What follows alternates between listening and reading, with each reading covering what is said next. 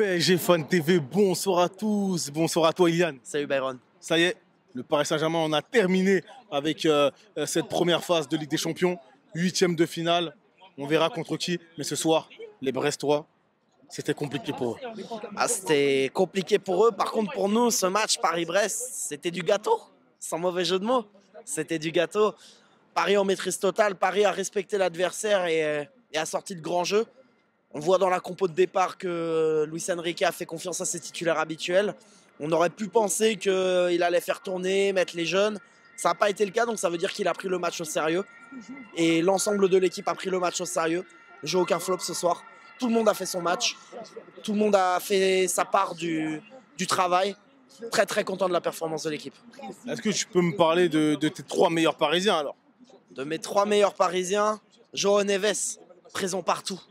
Une petite barre en plus, je crois, ce soir. Ah ouais, il a manqué de réussite à un moment. Il y a eu aussi une séquence dans la surface où il perd la balle. Ça aurait pu être dangereux, mais il a été partout, très très précieux. Franchement, João Neves nous fait beaucoup de bien. C'est l'une de nos meilleures recrues.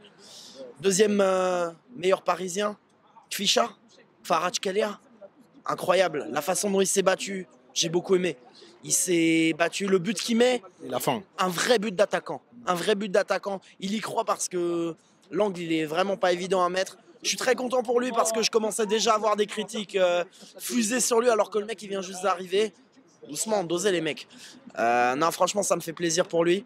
Et voilà, ça récompense sa hargne. Certains me diront qu'il n'a pas été bon face à Toulouse, je suis pas d'accord. Pour moi, il a fait son match face à Toulouse.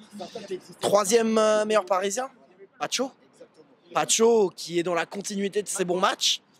Franchement, il n'y a eu que quelques matchs depuis le début de la saison où Pacho n'a pas été bon. Tout le reste, c'est que des satisfactions.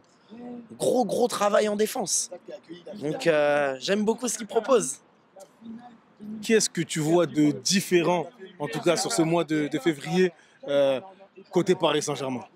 Ah, on a clairement un coach, j'en parlais la dernière fois, qui est en train d'instaurer quelque chose, instaurer une vraie culture de la gagne qui nous faisait défaut. On voit qu'on a eu beaucoup de victoires remportées au mental, notamment face à City en Ligue des Champions il y a quelques semaines de cela, un mois de cela à peu près.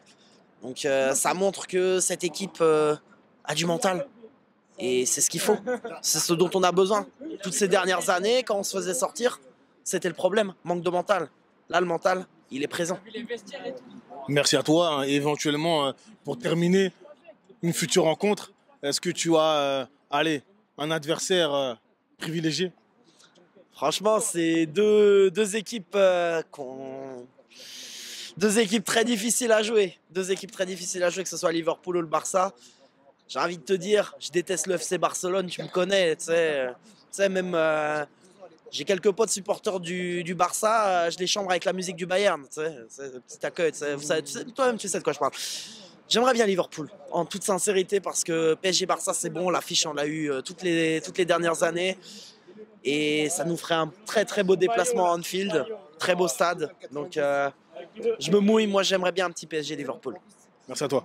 Allez, bonne soirée, allez Paris.